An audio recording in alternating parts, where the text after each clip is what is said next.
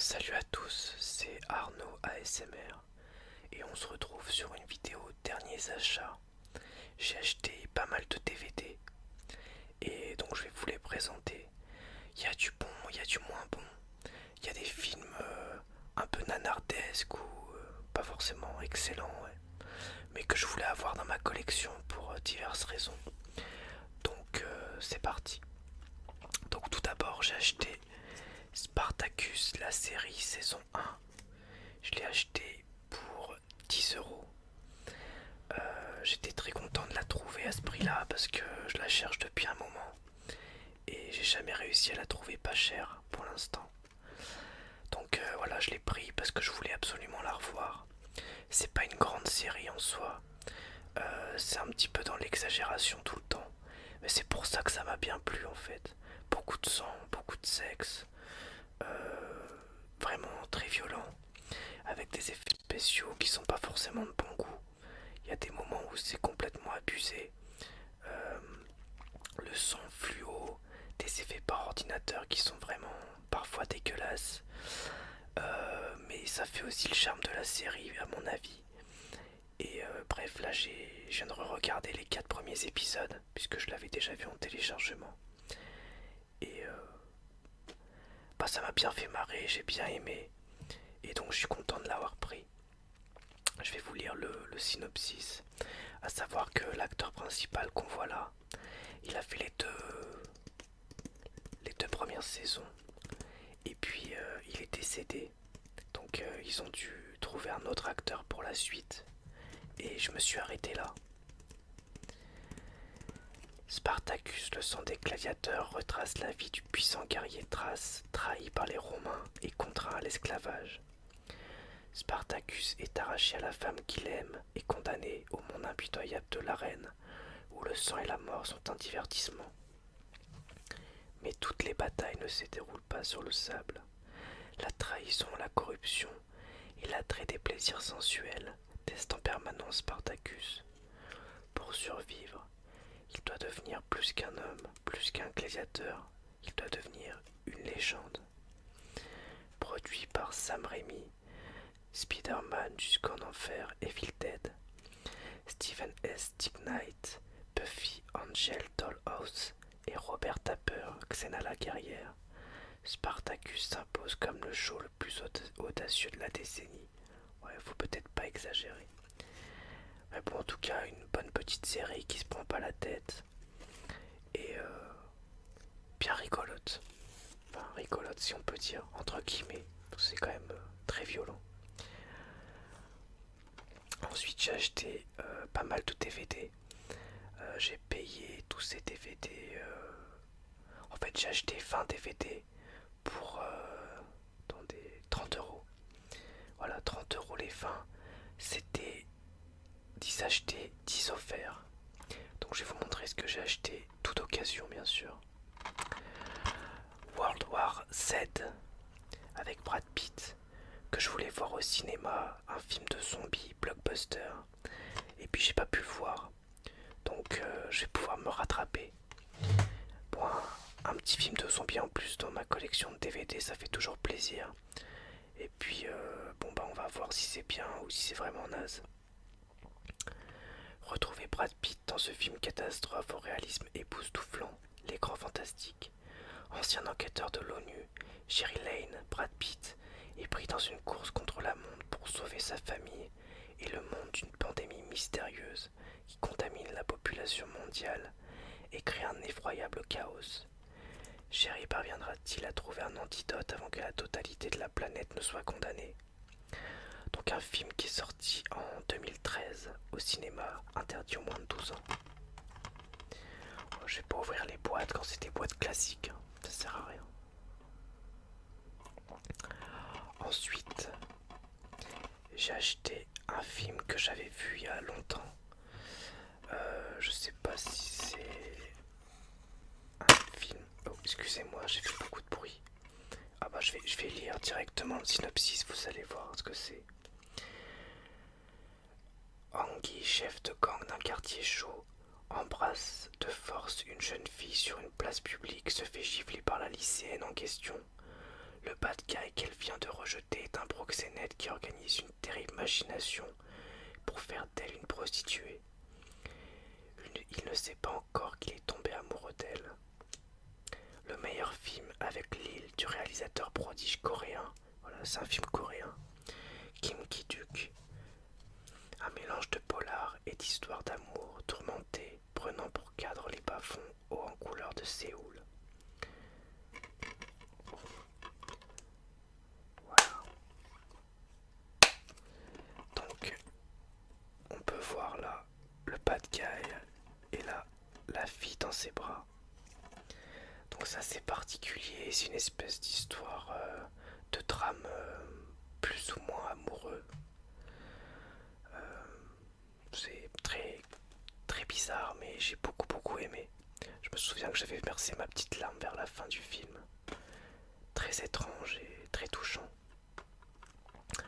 Ensuite, Trafic, un film dont j'aime par-dessus tout la bande originale, la musique composée par Cliff Martinez. Si vous voulez vous relaxer, je vous conseille de vous la mettre dans les oreilles avec un bon casque et d'écouter cette musique. Vous tapez sur YouTube OST Trafic Cliff Martinez. Vous allez, je pense, aimer. Par contre, j'ai pas vu le film, donc je sais pas ce qu'il vaut. Donc je pense qu'il est bon hein, puisque c'est écrit 4 Oscars dont meilleur réalisateur. Un film de Steven Soderbergh avec entre autres Michael Douglas, Benicio del Toro, Catherine Zeta-Jones. Alors je vais vous lire le dos. Javier Rodriguez, Benicio del Toro, est un flic mexicain. Il travaille sur la frontière américano-mexicaine sous les ordres de l'ennemi numéro 1 du crime, le général Salazar. Robert Wakefield, Michael Douglas, juge de la Cour suprême de l'Ohio, est nommé par le président à la tête de la lutte anti-drogue. Sa propre fille Caroline est devenue toxicomane. À San Diego, les agents infiltrés de la DEA, Drug Enforcement Administration, accumulent les preuves contre les cartels des frères Obregon. Ils arrêtent un trafiquant qui accepte de témoigner contre eux. Sa femme Elena, Catherine Zeta-Jones, qui ignore toutes les activités de son mari, voit son univers s'écrouler. Elle est prête à tout pour sauver l'avenir de sa famille. Dans le trafic de la drogue, les enjeux sont aussi élevés que les risques.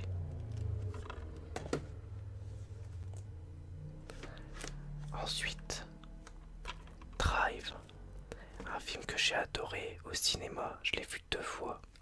En fait, je l'ai vu et le lendemain, je suis retourné le voir puisque j'avais une carte illimitée.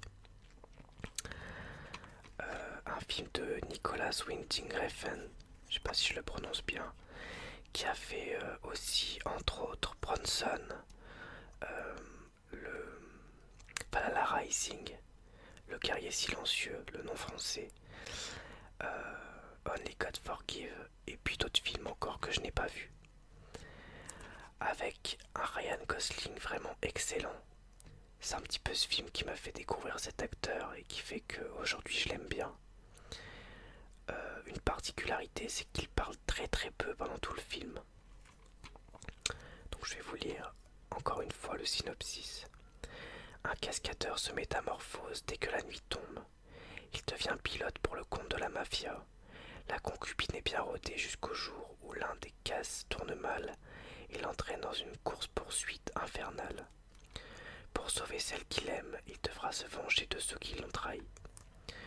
Encore une fois, il y a une partie de la BO qui est faite par Cliff Martinez, qui est vraiment un maître de la musique ambiante de film. Et puis il y a des morceaux plus électroniques, notamment un morceau par Kavinsky, qui est, il me semble, un des 2 membres de Daft Punk. Réalisateur surdoué primé au Festival de Cannes 2011, Nicolas Winding Refn signe avec Drive l'un des polars les plus excitants de l'histoire du cinéma. Servi par une bande-son d'anthologie, cette bombe d'adrénaline aux courses-poursuites virtuoses révolutionne le genre. Ryan Gosling, l'acteur le plus doué de sa génération, y trouve un rôle inoubliable, tandis que Carey Mulligan, Public Enemies, Christina Hendricks, Mad Men et Bryan Cranston, Breaking Bad, confirment l'étendue de leur talent. Entre spectacles sous haute tension et émotion pure, Drive s'impose comme un chef-d'œuvre définitivement culte. Ensuite, Insidious, chapitre 2. Alors moi j'ai vu le 1, que je ne possède même pas d'ailleurs. J'avais plutôt bien aimé, c'était un film d'horreur sympa, même si c'était pas un grand film. Et donc comme il était pas cher, je l'ai pris aussi. Un thriller horrifique surnaturel parfaitement construit, instillant une ambiance de cauchemar comme jamais. Enfin, qui installe une ambiance de cauchemar comme jamais. Après les événements du premier film, la famille Lambert tente de reprendre une vie normale. Mais le monde des esprits semble en avoir décidé autrement. Patrick Wilson, Conjuring et Rose Byrne, X-Men le commencement, reprennent leur rôle pour une suite encore plus terrifiante. Après le triomphe de Conjuring, James Wan s'impose définitivement comme le nouveau maître du cinéma fantastique.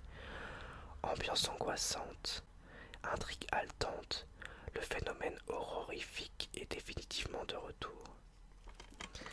Donc à l'intérieur, on est censé avoir un genre de code de téléchargement. Je vais regarder s'il y est. Non, il n'y est pas. Dommage. Je vous l'aurais donné sinon. Ensuite, Martyr, ou Martyrs plutôt, avec un S à la fin.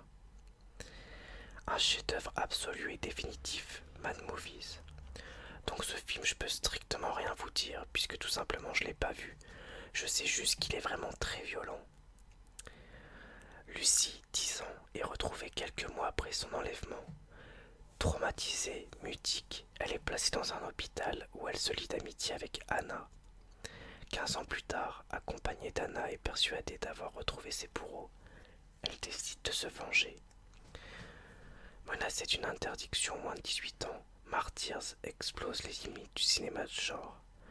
Pascal Laugier signe une œuvre sans concession, portée par deux actrices à fleur de peau, Moriana Alaoui et Mylène Champanoy. Plus qu'un film, une vraie expérience de cinéma. Oserez-vous aller jusqu'au bout? Bon, et ben, il va falloir que je le regarde.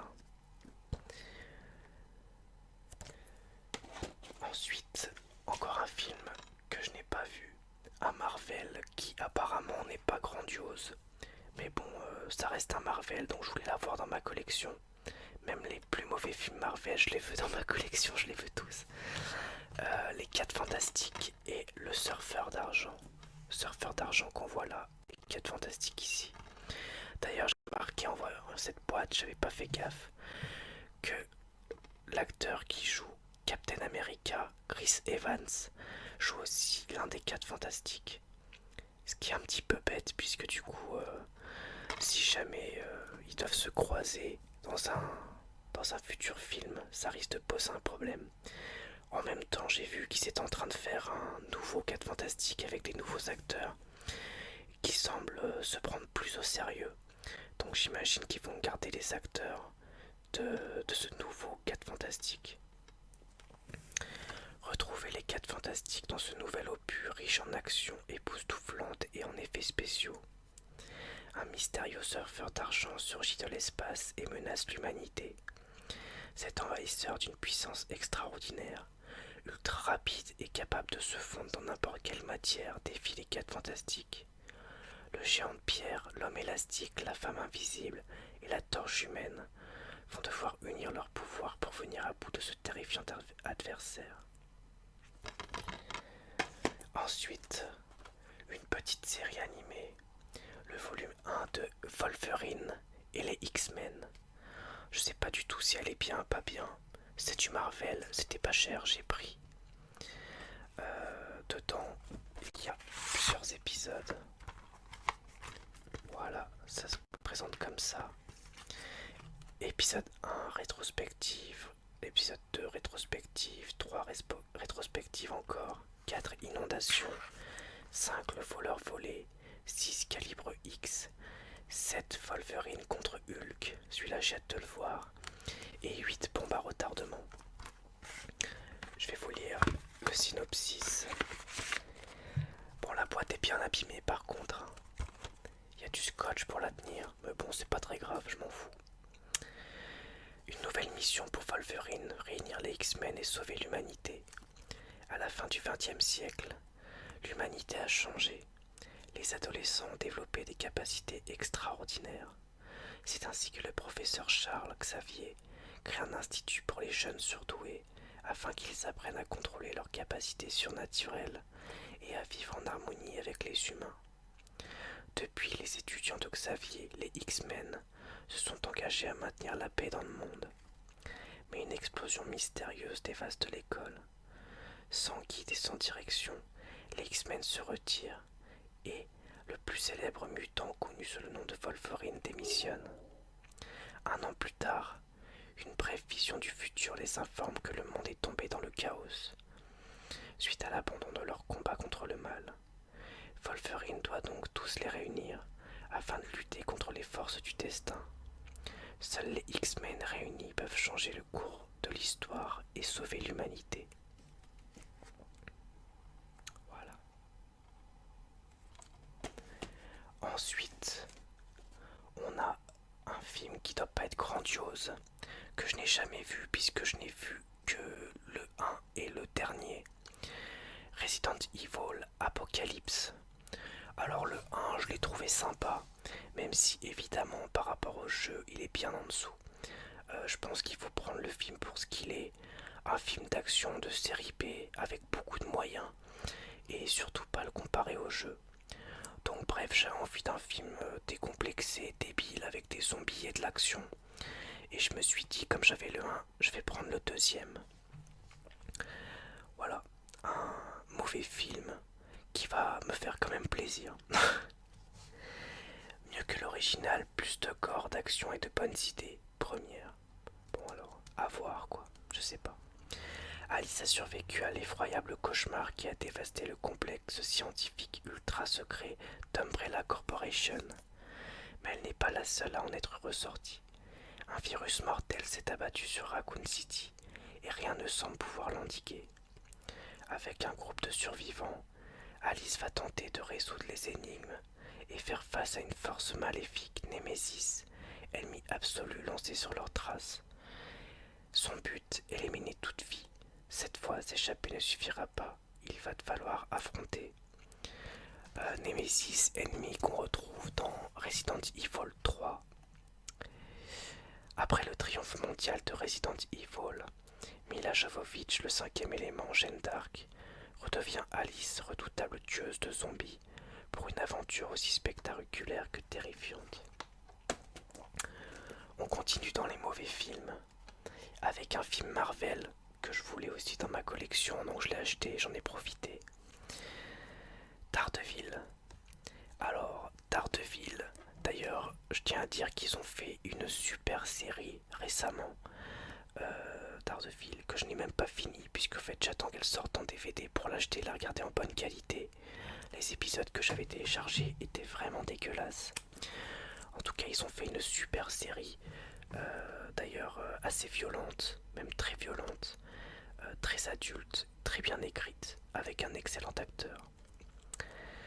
Celui-ci, bon bah, ce que j'en ai vu, c'est vraiment pas terrible. Je dirais pas que c'est une bouse, mais presque. Mais bref, je voulais la voir. J'aime beaucoup Daredevil et même si c'est pas un film terrible, c'est un Marvel, ça ira dans ma collection de DVD. Virevoltant, spectaculaire, impressionnant. Aveugle depuis l'enfance, l'avocat Matt Murdock possède des sens hyper développés, lui permettant de se diriger et d'éviter le moindre obstacle. La nuit, il est Daredevil, arpentant les rues à la poursuite des criminels qu'il ne peut punir au tribunal. Bientôt dans sa quête de justice, il devra protéger Elektra, la femme qu'il aime, affronter le caïd, chef impitoyable de la mafia, ainsi que son homme de main, le tireur. Ok, tiens, je vais lire l'autocritique. Réunissant un casting constellé de stars, Ben Affleck, Jennifer Garner ou encore Colin Farrell, Daredevil est un fantastique spectacle bourré de scènes d'action époustouflantes et d'effets spéciaux exceptionnels. Tiens, d'ailleurs, je tiens à dire que j'ai jamais beaucoup aimé Ben Affleck, mais l'un des derniers films où je l'ai vu, c'était Gone Girl. Et dans Gone Girl, il est vraiment excellent. D'ailleurs, j'ai vu que c'est lui qui allait faire le prochain Batman, donc je me demande ce que ça va donner. J'étais un peu sceptique au début, puis finalement je me dis pourquoi pas, donc on verra. Donc je sais pas où j'en étais. Bourré de scènes d'action époustouflantes et d'effets spéciaux exceptionnels, le tout rythmé par une bande-son composée par les plus grands groupes de pop rock actuels. Alors là, la blague. Evanescence, The Calling et Moby. Alors déjà Moby c'est pas pop rock, c'est plutôt pop électro. Evanescence c'est du néo-metal symphonique pas terrible. Et The Calling c'est bien de pop rock mais c'est nul. Ensuite on a The Host, un film que j'avais en DVD, que j'ai prêté et qu'on m'a jamais rendu. J'avais adoré ce film, vraiment super. Vous voyez la critique de studio, le meilleur film de monstre depuis Alien, rien que ça. Un film fantastique dans tous les sens du terme, l'Express, un éblouissement, les inrecuptibles, un vrai bonheur, les grands fantastiques. Je l'ai vu qu'une seule fois, je m'en souviens plus trop, je sais juste que vraiment j'avais pris mon pied. C'est un film coréen qui date de 2006 et je vais juste vous lire le dos de la boîte. À Séoul, au bord du fleuve Han, les membres de la famille Park coulent des jours paisibles autour de leur petit snack, jusqu'au jour où, des profondeurs du fleuve, surgit une créature terrifiante et affamée qui massacre et détruit tout sur son passage. Avant de replonger, elle s'empare de la petite dernière de la famille, Yoon Seo, et l'entraîne avec elle. Persuadée que Yoon Seo est toujours vivante, sa famille décide de partir à sa recherche et s'engage alors dans une course-poursuite haletante des berges du fleuve jusqu'au sinistre égout de Séoul. Grâce à un scénario brillant et des effets visuels spectaculaires, réalisés par les plus grands spécialistes mondiaux, déjà à l'origine de King Kong, Le Seigneur des Anneaux et Harry Potter, The Host s'impose comme un monument de film du genre et un futur classique. En plus, il y a 1h30 de bonus avec. Cool. Ensuite, un film que je n'ai pas vu, un film de super-héros, encore une fois. Superman Returns. Un monument qui dépasse toutes les versions précédentes par première. Ok. Par Bryan Singer, qui a fait... Oh, excusez-moi. Donc je disais réalisé par Bryan Singer. Donc moi je l'ai pas vu, je peux pas vous dire grand chose dessus. Je peux juste vous dire que Bryan Singer il a fait X-Men et X-Men 2 entre autres. Il est de retour, un super-héros pour notre millénaire. Il était temps car pendant ces 5 années qui ont semblé des siècles pour des fans, où Superman était à la recherche de sa planète d'origine, les choses changeaient sur sa planète d'adoption. La Terre a continué de tourner sans lui. Lois Lane a maintenant un fils, un fiancé et un prix Pulitzer pour son article intitulé Pourquoi le monde n'a plus besoin de Superman. Lex Luthor travaille sur un projet qui va détruire des millions, non des milliards de vies. Le réalisateur Bryan Singer offre au monde le Superman dont il avait besoin. Tout en respectant la légende, il apporte un nouveau souffle qui conduit Superman dans une toute nouvelle direction.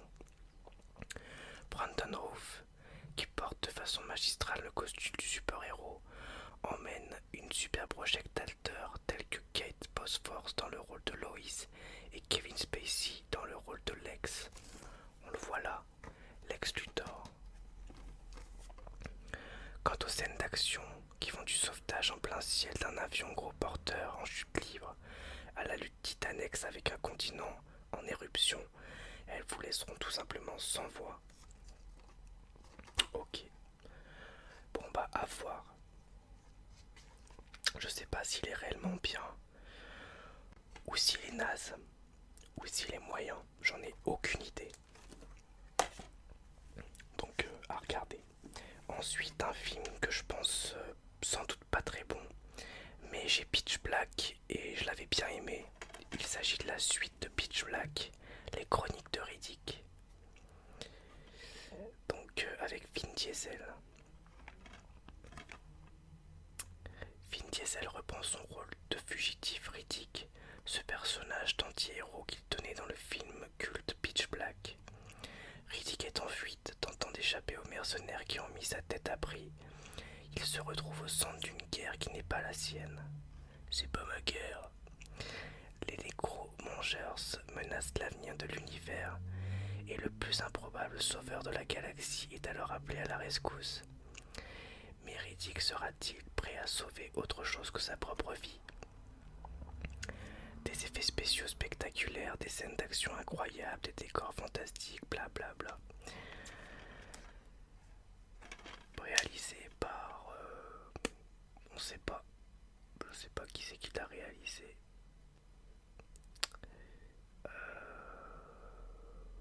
Bon bah c'est pas écrit, j'arrive pas à lire. Je regarde là si on le voit. Ouais. Bon bah écoutez, je sais pas qui c'est qui a réalisé les chroniques de Riddick. Encore une fois, je l'ai pas vu, je sais pas si c'est bien ou pas. Vu que je voulais le voir, ça vaut toujours le coup. Je l'ai pas payé cher. Ensuite, la version collector de Irréversible. Irréversible, je ne l'ai pas vu non plus. Je sais qu'il est culte.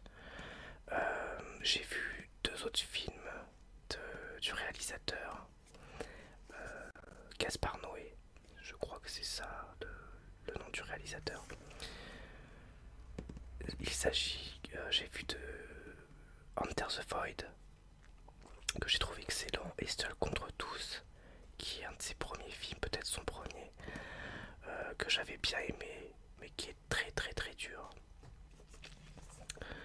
Donc à l'intérieur du collector, on retrouve un livret avec du blabla sur le film. Je vais pas vous le lire, ça ferait trop. On trouve 3 cartes postales. Voilà. Avec la fameuse scène du viol. Monica Bellucci dans le couloir et Bellucci allongé dans l'herbe. On a la bande-annonce, la bande originale, n'importe quoi. Encore sous blister, pas déballé, donc comme neuve. Donc je vais regarder le film, et puis je vous dirai. Et puis le film, évidemment en DVD. Avec Vincent Cassel, Bellucci et Albert Dupontel, rien que ça. Une vingtaine de personnes ont été victimes d'évanouissements ou de crises de nerfs au cours de la projection officielle au Festival de Cannes. Plus de 200 spectateurs ont préféré quitter la salle avant la fin. Certaines des personnes victimes de malaise ont pu être oxygénées dans le hall du palais. En 25 ans de métier, je n'ai jamais vu ça au Festival de Cannes. Les scènes du film sont insoutenables, y compris pour nous les professionnels, a indiqué à l'AFP le lieutenant général de la brigade des sapeurs-pompiers de Cannes. Le Parisien, on dirait de Céline sans l'étincelle d'humanité. Il ne reste que la crasse, VSD, film d'exorcisme viscéral et organique, le point, œuvre brillante et inclassable, positif, ultra violent, ultra sexuel aussi, elle. Noé choque en allant réveiller les pulsions interdites, nourries de nos violences bestiales. Donc voilà, une belle édition collector pour un film qui a l'air vraiment dérangeant, que je n'ai pas vu. J'ai bien aimé les autres réalisations du réalisateur. Donc, affaire à suivre. Ensuite, un coffret X-Men, la série animée. Ça a l'air d'être japonais, en tout cas au vu des dessins. Je savais même pas que ça existait. Un double DVD avec 12 épisodes sur 2 disques donc. On peut voir là, Cyclope, Wolverine, Tempête, le professeur Xavier, enfin bref, Beast, les X-Men quoi. Après la mort d'un... Ah, excusez-moi. Je suis obligé de couper parce que j'ai un peu mal à la gorge et quand je fais des raclements de gorge, je préfère couper pour éviter que ça vous gêne. Après la mort d'un de leurs coéquipiers, les X-Men se réunissent à nouveau. Le professeur Charles Xavier les envoie alors au Japon à la recherche de Hisako Ishiki, une jeune fille qui serait mutante et qui a été enlevée. Sur place, ils sont confrontés aux Humen, une secte qui vole et transplante des organes mutants pour renforcer son armée. Une nouvelle bataille pour la justice commence. Wolverine, Tornade, Cyclope, le Fauve. Les célèbres X-Men débarquent en version Japanimation dans une série à l'intrigue prenante et au graphisme époustouflant. Franchement, les dessins sont classe. Ouais, donc j'ai hâte de voir. Bon, ça fait un petit peu hentai des fois là, au niveau du dessin, mais bon, on va rien dire. La nuit des morts vivants de George Romero, le film de zombie culte,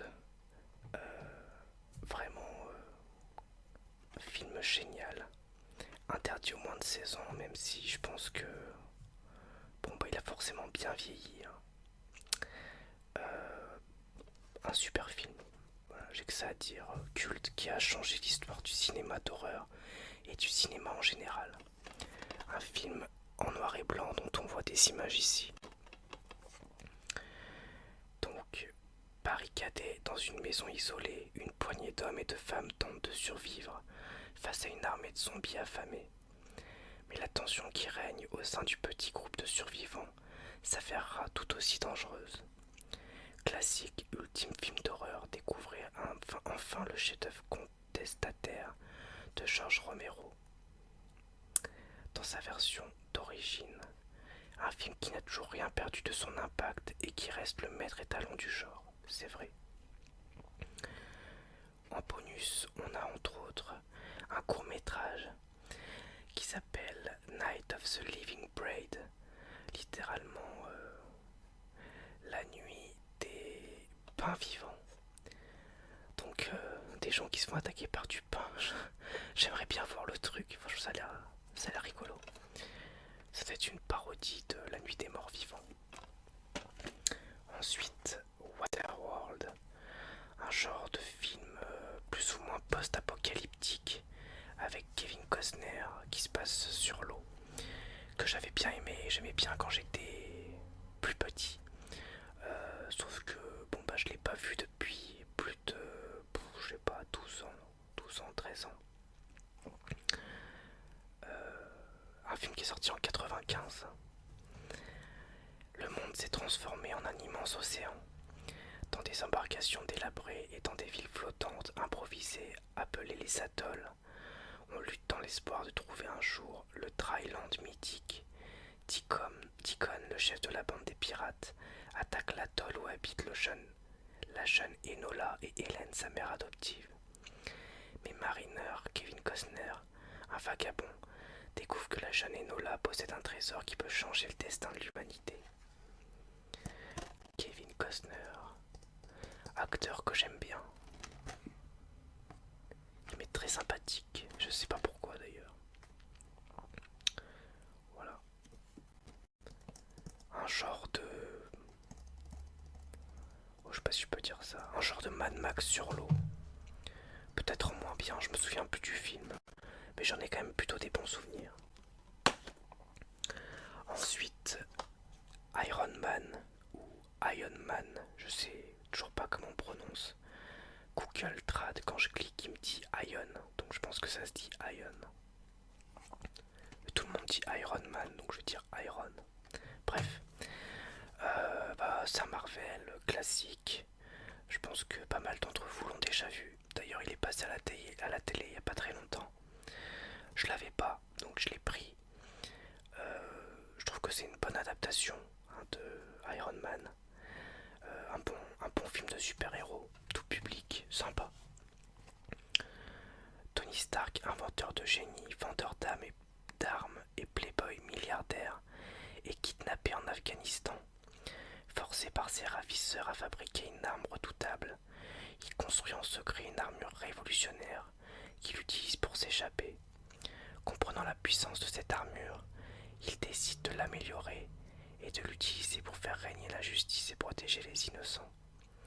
Donc dans le rôle de Tony Stark, Robert Downey Jr., qui est d'ailleurs devenu très connu pour ce rôle, même s'il a fait d'autres films. Franchement, moi je l'aime bien ce film. Ensuite, plus que deux, Le Boulevard de la Mort, en édition limitée. Film de Tarantino, que j'ai bien aimé, même si c'est pas du tout mon préféré de Tarantino. Ça reste un film sympa, un bon film. C'est à la tombée du jour que Jungle, Julia, la DJ la plus sexy d'Austin, peut enfin se détendre avec ses meilleures copines Shanna et Harlene. Ce trio infernal attire les regards dans tous les bars et dancing du Texas. Mais l'attention de ces trois jeunes femmes sont l'objet... J'arrive rien à lire là avec leur police d'écriture. Mais l'attention dont ces trois jeunes femmes sont l'objet n'est pas forcément innocente. C'est ainsi que Mike, cascadeur au visage balafré et inquiétant, est sur les traces, tapis dans sa voiture indestructible, tandis que Julia et ses copines sirotent des bières. Mike fait vomir le moteur de son bolide menaçant. Voilà, vous voyez là, la police elle est bizarre, j'arrive pas à lire. Bref, avec Kurt Russell, entre autres, acteur que j'aime bien. On va regarder ce qu'il y a dedans. Donc déjà il y a les acteurs qu'on peut voir là. Kurt Russell, je sais pas qui, et je sais pas qui. Donc je viens de voir en faisant le montage que la vidéo avait encore été coupée, sauf que là elle s'était coupée toute seule, et du coup il manquait la fin là avec la présentation du Boulevard de la Mort et le film suivant. Donc le film et les bonus, voilà, avec un petit livret qui parle un peu du film, et c'est tout. Donc franchement ils mettent édition collector, mais c'est quand même maigre comme contenu. En même temps c'est toujours un peu comme ça pour les DVD. Je l'ai sorti par là alors que j'avais pas besoin. Voilà, je vais le remettre comme il faut.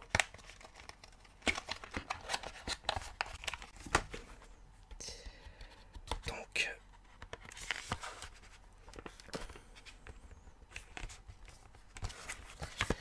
un bon film de Tarantino, même si c'est pas son meilleur pour moi. Voilà, c'est un film cool. Et ensuite, un Marvel, un mauvais film. Je vous ai dit que je voulais prendre tous les Marvel et effectivement c'est le cas. X-Men Origins Wolverine. Donc franchement un mauvais film. Pourquoi? Parce que déjà il est complètement nanardesque par moment. Ensuite il met en scène des héros comme Deadpool ou Gambit, mais il les met en scène complètement de façon ridicule et ils ont rien à voir avec ce qu'ils sont censés faire normalement. Bref, ça n'a aucun rapport. ils ont fait de Dents de Sabre le frère de Wolverine, alors que bon, ça n'a jamais été écrit nulle part.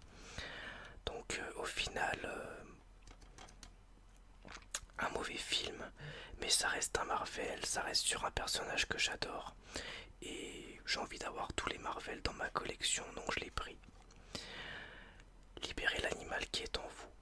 Foudrage et assoiffé de vengeance suite au meurtre de sa fiancée, Wolverine intègre le mystérieux programme Arme X, destiné à le transformer en véritable machine de guerre. Un choix aux conséquences tragiques qui va déchaîner sa fureur bestiale. Plongé au cœur des origines troupes de Logan alias Wolverine, découvrez son passé héroïque à la fois violent et romantique, sa relation complexe avec son frère, Dents de Sabre, et ses rencontres avec de nouveaux X-Men légendaires, Deadpool et Gambit. Ouais. Voilà. Donc, au final, je vais reculer un petit peu parce qu'on est un peu près. Voilà. Au final, un total de 20 DVD plus une série pour 40 € le tout. Donc dans ce lot, dans tout ça, il y a des bons films, il y a des mauvais films, mais en tout cas il n'y a que des films que je voulais. Surtout des films d'action et des films fantastiques, des films de super-héros, parce que c'est ce que je préfère. Et je pense que là je suis tout seul là pendant plusieurs jours, jusqu'à dimanche soir. Et je crois que je vais enchaîner les films et je vais en regarder vraiment plein. Donc j'ai hâte. Dès ce soir je crois que je vais regarder... je sais pas lequel je vais regarder, tiens. Je vais peut-être regarder World War Z. J'ai envie d'un film de zombies. Voilà, on verra bien. Et puis n'hésitez pas à parler de ces films en commentaire. Mauvais ou bon, qu'importe. Et je vous dis à la prochaine pour une nouvelle vidéo ASMR. Merci à tous et à bientôt. Au revoir.